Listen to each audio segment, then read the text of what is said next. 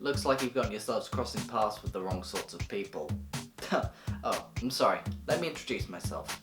My name is Brandon, and I am the leader of Team Hive.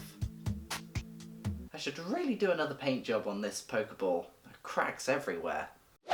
Good day, guys. Well, I haven't said that in a while. I know it isn't Pokemon, but this is a video response to a video that PokeTuber Birdkeeper Toby made, where he made his own evil team, Team Snooze, which I am a proud member of. Side note, Toby is a brilliant and hard-working content creator. I've met the dude, he's so nice, and I highly recommend his channel. But anyways, back to this video. What better time to be talking about something Pokemon related following the announcement of Pokemon Ultra Sun and Ultra Moon. 2 words. Hell yeah. Now, let me tell you about my own evil Pokemon team. Team Hive. Originally this was going to be called Team Hydro Hive, but I found it sounded a bit too similar to Hydra, so I stuck with Team Hive, which is also a Marvel villain. But yes, Team Hive, it specialises in bug types, but also water types, using exclusively netballs. In the public eye, they are renowned for their nature reserves, both on and off land. But come on, we've all seen the Ether Foundation. We all know that it's just a facade. To some extent. But wait, what do Team Hive look like? Well, let me show you. With some really rushed illustrations, so this isn't my best work, I'll just say that. The Team Hive grunts wear dual-coloured bluish-green hoodies, and they're armed with these little specialised bug visors, which are used to scout out the strongest bug types around. If you encounter a grunt with a bug type Pokemon, it's most likely going to be from the Venipede, Yanma, and Dwebble lines. And if they have a water type Pokemon, it's going to be from the Horsey line, the Kabuto line, yes, we're doing fossils as well, and the Weasel line. In terms of setting, I think the team best suits the Sinnoh region, but I think it's quite adaptable, so they could be placed in any other region or multiple regions, but who knows? Diamond and Pearl remake, anyone? Who cares about Team Galactic? It's about Team Hive. Yeah! So let's talk about what happens when you first encounter Team Hive. You visit one of the Team Hive nature reserves early on in the game, and you encounter a young boy with his closest Pokemon, a Paras, or Paras. Paras? 2 members of Team Hive come and approach you and the young boy, and tell the young boy that his Paras has the potential for some great things. And they prove that bug types are the way forward by challenging the nearest trainer.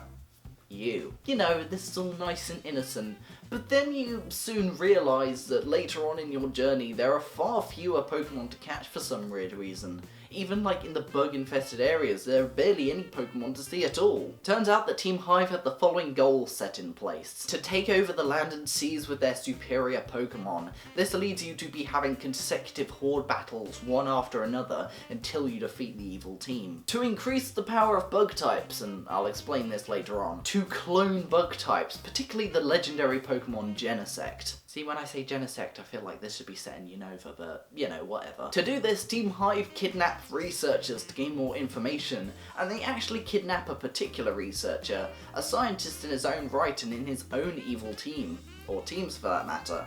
Colrez. They want his knowledge on the DNA splicers so they can get around to cloning their beloved bug Pokemon. And they also have one final goal, which, again, I'll get onto later. Okay, so we all know that a big team of grunts can't really pull this all off, especially when they have a mysterious leader who doesn't really show himself all too often. We need an admin. And who better to be this admin than the person who made this video tag in the first place? Is Birdkeeper Toby. Admin Toby helps out the team leader by running errands and covering all of the publicity with his social media presence. Though his tendency to be taking naps in the middle of the day kind of inhibits the work that Team Hive need to complete their plans. This eventually leads to him being kicked out of the team, and he then joins you, the player. He also has a little Munchlax to assist him. Side note, a huge thank you to @BobbinBun on Twitter for recommending adding sunglasses, because it looks so much cooler. You only fight Toby once, and his team consists of a Vikavolt, a Golisopod, and a very powerful Pidgeot, which may catch you off guard. But Toby isn't the leader. Not for this team, at least. Step aside.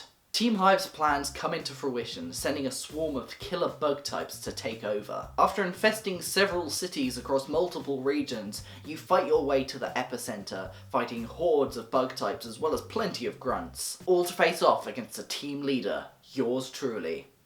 It's me. I said so in the beginning of the video. And it isn't going to be easy. I am armed with a very powerful team of bug types. Araquanid, Heracross, Armaldo, Scyther, and Drapion. I know Drapion isn't technically a bug, but its previous evolved form is part bug type. Leave me alone, I wanted a bit more type diversity. After thwarting the leader, he goes into hiding, leaving you to try and capture the legendary Pokemon Genesect. All seems good, right? Before taking on the Elite Four, a huge time rift opens above the Pokemon League, releasing a swarm of the prehistoric form of Genesect, with Team Hive holding the Pokemon League hostage. It is your job to find me and stop my evil plans. This is when Sinnoh is a little bit more important. You make your way to Mount Coronet, where I, the magnificent villain that I am, have captured Dialga and Palkia, which are powering the time rift. I look at you, and I laugh, and I summon a powerful, unknown creature. I summon a prehistoric and enhanced version of Genesect, but this time, it's Bug Dragon, and it's your job to defeat it. Yes, the final goal for Team Hive was to create the first Bug Dragon types, because, come on, who doesn't want a Bug Dragon type? I know I do. After defeating the Genesect, you take me on again, but this time, I have a stronger team, and it mostly consists of dragon types. Kingdra, Flygon, a shiny Araquanid, Sceptile. I have a Sceptile. Be very afraid. And my lead? Garchomp. Once you've taken me down, that's it. You defeated Team Hive. That is until the post-game. During the post-game, the regions start to deteriorate, becoming more and more prehistoric. You receive a distress call from the Johto region. This can only mean one thing. The mythical Pokemon Celebi is dying. It turns out that Celebi has been poisoned and possessed, all because of, you guessed it, Team Hive. But the main culprit isn't me. You've taken me down and Toby is on your side. But it is somebody that you have met before. Get ready for it. Yes, it's the young boy that you met at the beginning of the journey. He's been brainwashed by Team Hive, and he's using his newly evolved Parasect spores to control Celebi. Get ready because you're gonna have to take him on, and he has a very, very tough team. Parasect, Scolipede, Scizor, Gyarados, Kabutops, and Floatzel. After this, yes, you have definitively defeated Team Hive. Child abduction is as far as I will go. I really hope you enjoyed this video and feel inspired to create your own evil team. If you do, be sure to share it with me on Twitter @TheBTWComics. I will include a link to Toby's original evil team video down in the description, and I'm also going to create a little poll up there to see which Pokemon you would choose if you were to join Team Hive. But as always, if you enjoyed the video, be sure to give it a like and share it with your friends. And if you've been liking and sharing for a while, why not subscribe to the channel? I shall see you next time. Bye for now. Don't worry guys, I'm not evil. Promise. Maybe a little bit.